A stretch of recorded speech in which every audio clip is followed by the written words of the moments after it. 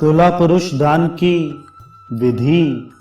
भगवान श्री कृष्ण ने कहा, राजन, मैं आपसे तुला पुरुष दान की विधि बतला रहा हूं, आप सावधान होकर सुने।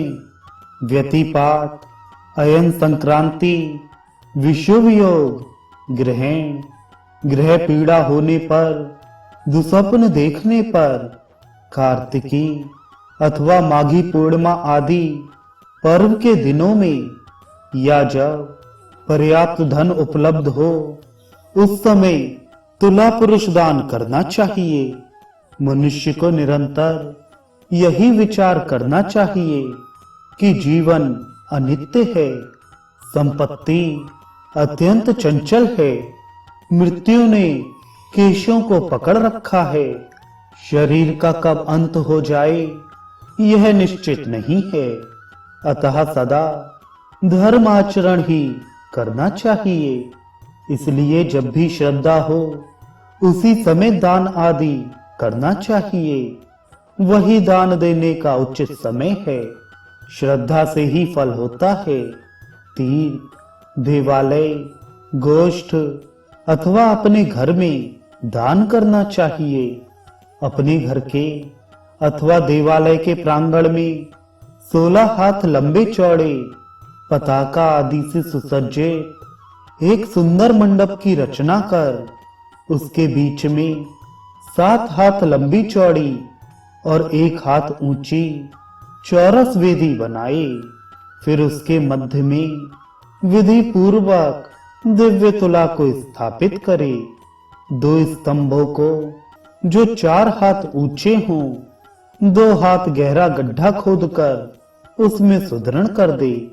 चंदन, खदिर, बिल्व, शाल, इंगुदी, तिंदुक, देवदारू और श्रीपर्ण, इन 8 वृक्षों में से किसी भी वृक्ष के लकड़ी का स्तंभ बनाना चाहिए अथवा किसी मजबूत काष्ठ वाले याज्ञिक वृक्ष की लकड़ी का स्तंभ बनाना चाहिए। स्तंभ के ऊपर उसी काष्ठ का 4 हाथ लंबा एक तिरछा काष्ठ रखकर उसमें 96 अंगुली परमाण की लौह श्रृंखला लगानी चाहिए।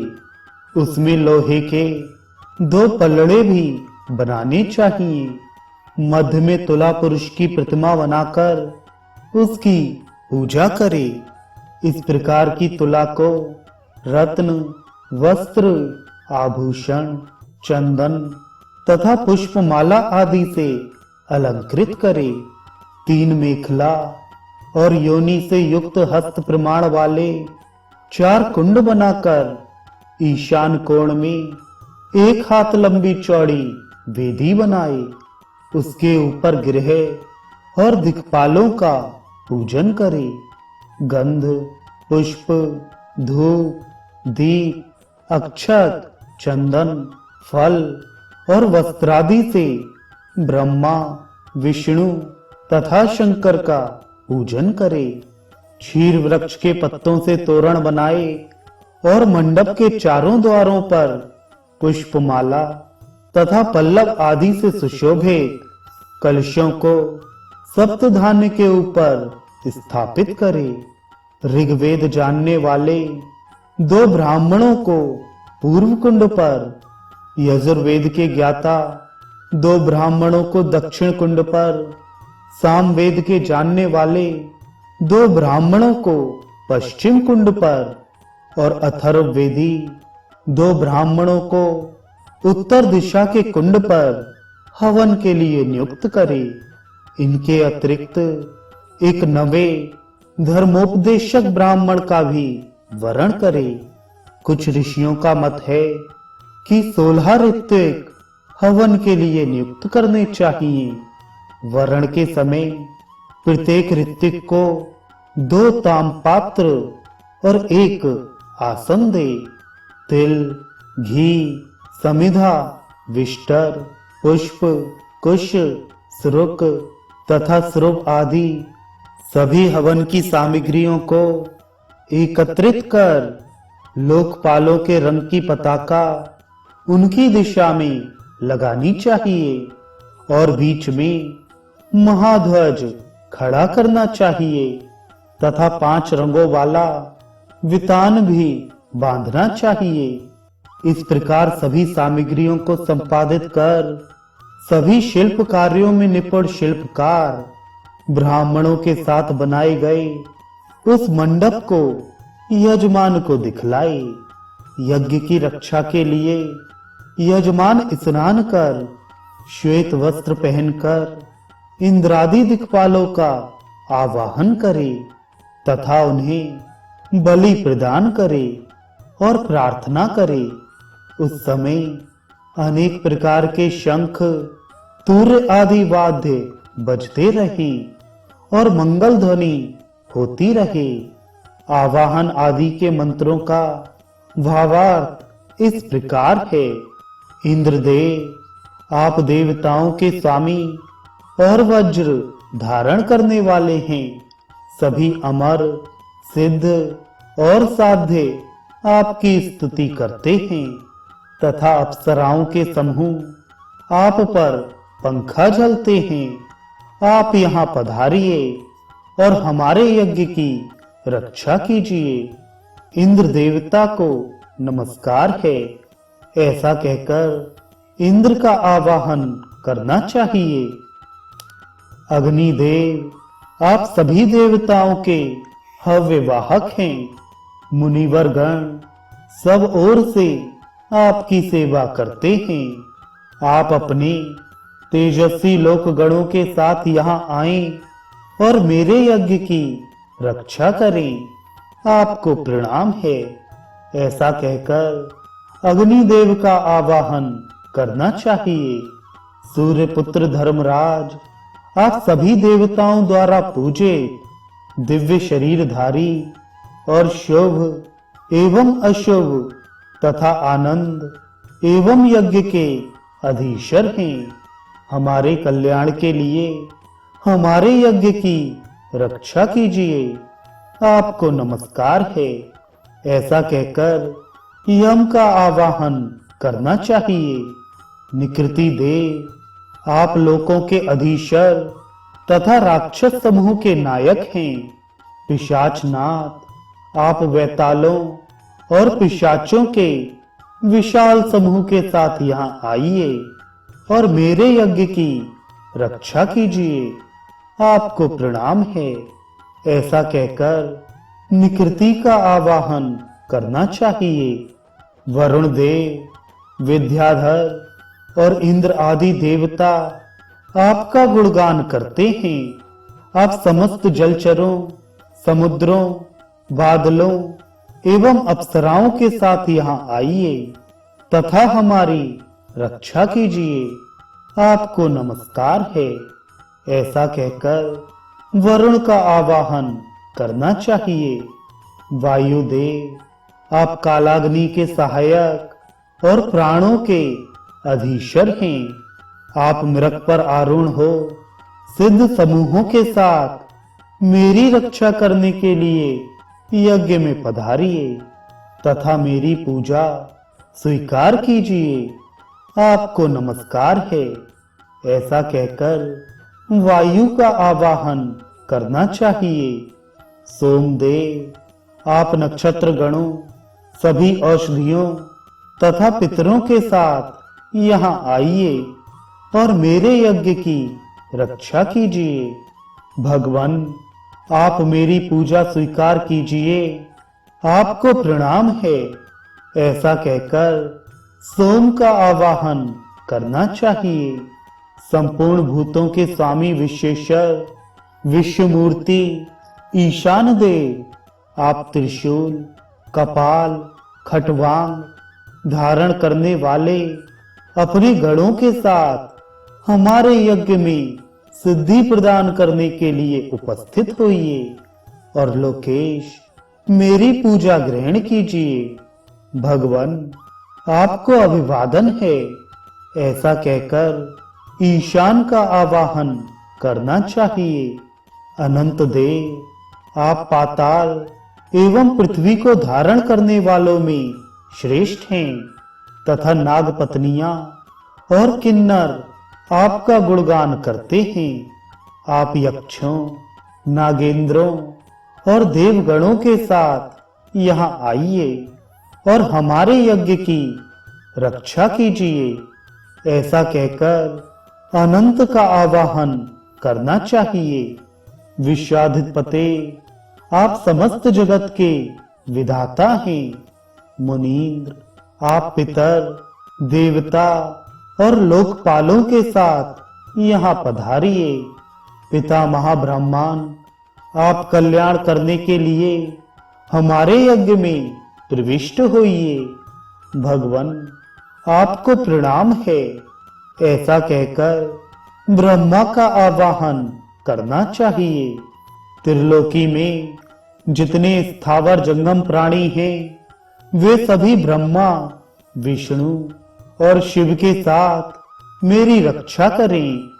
देवता, दानव, गंधर्व, यक्ष, राक्षस, सर्प, ऋषिगण, मनु, गौएं, देव माताएं, ये सभी हर्षपूर्वक मेरे यज्ञ की रक्षा करें।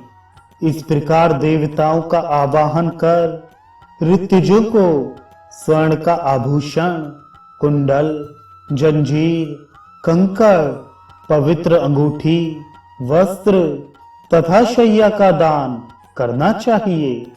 गुरु को ये आभूषण और वस्त्र दूना देना चाहिए। सर्वप्रथम आघार और आज्य भाग से हवन करे। जिन ग्रहों, लोकपालों तथा देवताओं की प्रतिष्ठा की जाए, सबके तदद मित्रों से हवन करना चाहिए। तत्पश्चात मांगलिक शब्दों का उच्चारण करते हुए वेदज्ञों द्वारा अभिषिक्त यजमान श्वेत वस्त्र धारण कर अंजलि में पुष्प ले और उस तुला की 3 बार प्रदक्षिणा कर उसे इस प्रकार अभिमंत्रित करे। तुले, तुम सभी देवताओं की शक्ति स्वरूपा हो, तुम्हें नमस्कार है। हे जगधात्री, तुम सत्य की आश्रय भूता, साक्षी स्वरूपा और विश्व योनि ब्रह्मा द्वारा निर्मित की गई हो। जगत की कल्याणकारिणी तुम्हारी एक तुला पर सभी सत्य हैं, दूसरी पर 100 असत्य हैं। धर्मात्मा और पापियों के बीच तुम्हारी स्थापना हुई है। तुम भूतल पर सभी जीवों के लिए प्रमाण रूप बतलाई गई हो। मुझे तोलती हुई तुम इस संसार से मेरा उद्धार कर दो। तुम्हें नमस्कार है। देवी, जो ये तत्वों के अधीश्वर 25वें पुरुष भगवान हैं, वे एकमात्र तुम्ही में अधिष्ठित हैं, इसलिए तुम्हें बारंबार प्रणाम है। तुला पुरुष रूप गोविंद, आपको बारंबार अभिवादन है। हरे, आप इस संसार रूपी सागर से हमारा उद्धार करें। इस प्रकार बुद्धिमान पुरुष पुण्य काल में अधिवासन कर भक्ति पूर्वक प्रणाम कर तुला पर आरोहण करे। उस समय वह खड्ग, ढाल, कवच एवं सभी आभरणों से अलंकृत रहे। वह स्वर्ण निर्मित सूर्य सहित धर्मराज को बंधी हुई मुट्ठी वाले दोनों हाथों से पकड़कर विष्णु के मुख की ओर देखता हुआ स्थित रहे। तदनंतर ब्राह्मणों को चाहिए कि वे तुला की दूसरी ओर यजमान की तोल से कुछ अधिक अत्यंत निर्मल स्वर्ण रखें। पुष्टिकामी श्रेष्ठ मनुष्य जब तक स्वर्ण की तुला भूमि पर स्पर्श न कर ले तब तक स्वर्ण रखे। फिर क्षण मात्र चुप रहकर इस प्रकार निवेदन करे।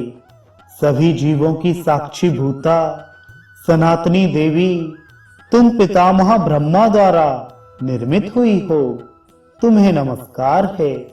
तुले, तुम समस्त स्थावर जंगम रूप जगत को धारण करने वाली हो। सभी जीवों को आत्मभूत करने वाली विश्व धारिणी तुम्हें नमस्कार है। तत्पश्चात तुला से उतरकर स्वर्ण का आधा भाग पहले गुरु को देना चाहिए एवं बचे हुए आधे भाग को हाथ में जल लेकर संकल्प पूर्वक ऋतुजों को दे देना चाहिए। पुनः उनकी आज्ञा लेकर अन्य ब्राह्मणों को भी दान दे। विशेषतया दीनों एवं अनाथों को भी ब्राह्मणों के साथ दान देना चाहिए। बुद्धिमान पुरुष उस तोले गए स्वर्ण को अधिक देर तक अपने घर में ना रखे, क्योंकि यदि वह घर में रह जाता है तो मनुष्य को भय देने वाला, शोक और व्याधि को बढ़ाने वाला होता है। उसे शीघ्र ही दूसरे को दे देने से मनुष्य श्रेय का भागी हो जाता है। इसी विधि से चांदी और कपूर से भी तुला दान किया जा सकता है। सौभाग्य की इच्छा रखने वाली स्त्री को कृष्ण पक्ष की तृतीया को कुमकुम, लवण और गुड़ का तुला दान करना चाहिए। इसमें मंत्र और हवन की अपेक्षा नहीं रहती। इस विधि से जो स्त्री अथवा पुरुष तुला दान करते हैं, वे श्रेष्ठ सुंदर विमान में बैठकर सूर्यलोक को जाते हैं। वहां एक कल्प तक निवास कर वह विष्णु लोक, शिवलोक, विश्वदेव लोक, इंद्रलोक, धर्मराज लोक, वरुण लोक, कुबेर लोक आदि में अनेक कल्पों तक निवास कर पुनः मनुष्य लोक में जन्म लेकर धर्मात्मा, दानी और शत्रुओं का क्षय करने वाला राजा का पद प्राप्त करता है। जो व्यक्ति इस महादान के महात्म्य को भक्ति पूर्वक सुनता है, वह भी त्रिविध पापों से मुक्त हो जाता है। ब्रह्मा, विष्णु और शिव से कोई उत्तम पूजनीय देवता नहीं है। अश्वमेघ के समान कोई यज्ञ नहीं, गंगा के समान कोई पवित्र नदी नहीं और तुला दान के समान कोई अन्य दान नहीं है।